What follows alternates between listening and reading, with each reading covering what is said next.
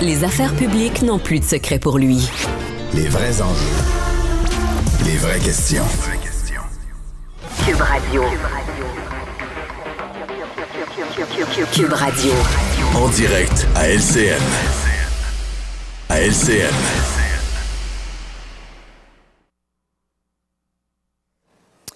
Alors, le torchon brûle encore, dirons-nous, entre le ministre de la Santé et la Fédération des médecins de famille. On l'a entendu, le ministre, à l'ouverture du Conseil général de la CAQ samedi, dire qu'il n'acceptait pas que les patients soient pris en otage.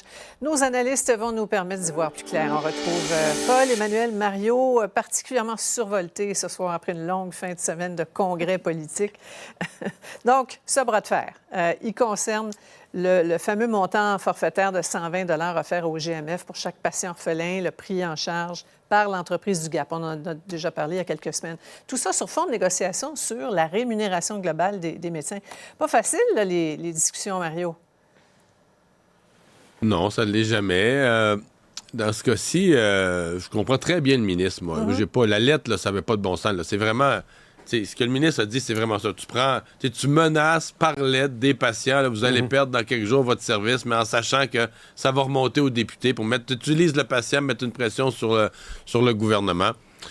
Les médecins n'ont pas l'appui du public là-dedans, mais moi, je vais vous dire, je vois une négociation sur la place publique, puis je m'attends tout simplement à ce que quelque part, là, genre jeudi, dans la nuit de jeudi à vendredi, on va nous annoncer que le gouvernement a sorti le chéquier, puis qu'il y a encore une entente. En tout cas, moi, c'est ça à quoi je m'attends, je m'attends, là. C'est à ça que tu t'attends aussi, Emmanuel? Bien, pour les patients, j'espère qu'il va y avoir une entente d'ici là, mais moi, j'espère surtout que le ministre Dubé ne va pas céder. Là. Je m'excuse, mais il ne met pas fin unilatéralement au financement le 31 mai. C'était connu depuis le début de cette entente-là qu'il y avait de l'argent pour un an puis qu'il faudrait renégocier après. Puis la réalité, c'est quand le gouvernement regarde les données, il y a une chose de claire, c'est bien plus payant soigner un patient du GAP que soigner un de tes patients inscrits.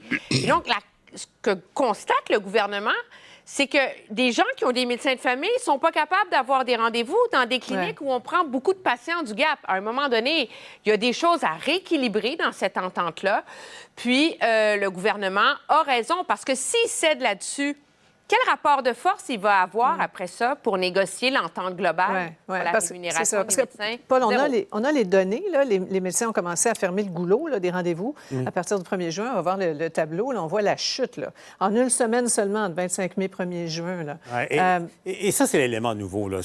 À l'époque, à la joute, Gaétan Barrette le rappelait, là, il rêvait d'avoir ce genre d'informations-là pour à la fois comprendre, quoi qu'il s'en doutait. Mais avant Christian Dubé, il n'y a personne dans sa fonction qui connaissait l'état réel de l'offre de travail des médecins. Et là, c'est pas compilé complètement. On verra l'ensemble du portrait. Mais c'est clair qu'il y a un déclin. Et là, il y a un déclin. Un déclin, une chute brutale. Mais ça démontre une chose, c'est que la Fédération des médecins omnipraticiens est un syndicat en moyenne pression à l'heure actuelle pour tenter de faire casser un gouvernement sur une prime de 120 $. La FIC a fait la même chose, la CSN, la FTQ, donc ce qui amène la Fédération des médecins au même niveau que les centrales syndicales et qui nous ramène à la question plus globale, comment doit se comporter le gouvernement face à ça. Écoutez justement ce médecin qui s'expliquait sur nos ondes aujourd'hui. Si vous voulez un service, que ce soit donné par une infirmière, un médecin, un dentiste, il faut le payer, là. Vous ne pouvez pas l'avoir gratuitement. Donc, à ce moment-là, il y a une négociation qui se fait. La négociation a eu lieu. En 2022, on a commencé ce service-là. C'est vrai que la prime était très intéressante. Ça l'a fait embarquer les médecins dans ce service-là. Puis là, ça allait bien. Est-ce qu'on peut revoir un petit peu à la baisse le tarif? Je lance ça sur la place publique. C'est de la négo. Mais le public est un petit peu quand même essoufflé. Moi, j'ai abordé le sujet matin à mon émission. J'ai regardé les commentaires là, après. Là. Je vais te dire une affaire, c'était pas mal unanime, des citoyens de tout acabit qui disaient, écoute, là, comment ça fait que les médecins, il faut toujours ça prendre une prime puis une autre prime? Si j'étais dans un syndicat de médecins, je m'interrogerais sur l'image que ça donne, tout ça, là, pour chaque action. Puis le gouvernement est aussi un peu responsable de ça, parce que c'est le gouvernement quand ils voulaient leur faire un peu plus de ceci, un peu plus de cela, bon, on mettait une prime, on accrochait une prime à ça. Mais tu sais, l'image que ça donne, c'est OK, les médecins, les autres, dans le fond, ils ont l'air à marcher rien qu'à l'argent. Là. Tu leur donnes tu veux leur faire ça, une petite prime, d'autres choses, une petite prime. On oublie qu'ils sont formés pour soigner, puis ils sont payés pour soigner aussi. Pourquoi une prime par-dessus ça? Non, puis moi, je m'excuse, mais ce qui est honteux, c'est l'histoire que tout d'un coup, la semaine prochaine, à partir du 1er, on coupe le nombre de rendez-vous. Je veux bien leur argument qu'ils ont engagé du personnel, etc., là. Mais, Sophie, ils ne font pas fonctionner leur clinique médicale de paye en paye, là. Ils sont pas mal conscients que s'ils ont une entente avec le gouvernement, le 15 juin, il va y avoir une rétroaction pour les services rendus depuis le 1er, là. C'est-tu vraiment nécessaire de fermer le robinet au 1er juin? Ça s'appelle prendre les patients en otage. Mais en même temps, chaque médecin qui reçoit un patient est payé. Là. Tu sais, là, on sort notre carte d'assurance santé, il est payé. Alors, ce qui pose la question, pourquoi il y aurait une prime additionnelle par rapport à l'acte qui est prodigué, pour lequel ils sont très, très bien rémunérés?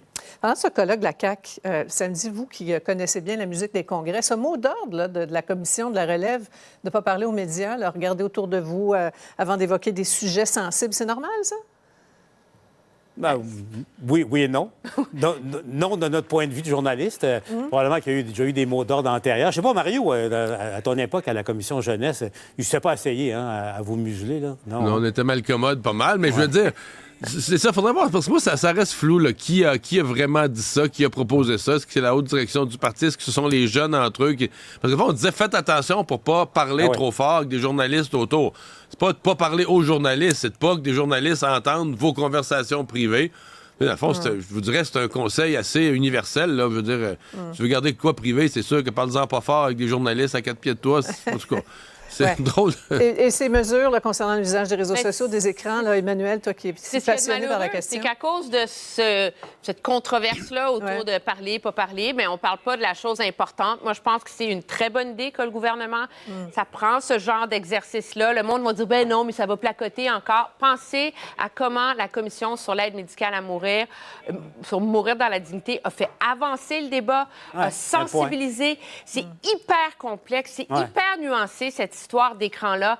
À un moment donné, faire la pédagogie de ça, ce sera la plus grande valeur de cette commission-là pour réussir à outiller les parents pour être capables de gérer cette nouvelle réalité. Bien, restez là. On poursuit la discussion au retour, cette fois sur Québec solidaire et le Parti libéral, dont les membres étaient eux aussi réunis en congrès cette fin de semaine. À tout de suite.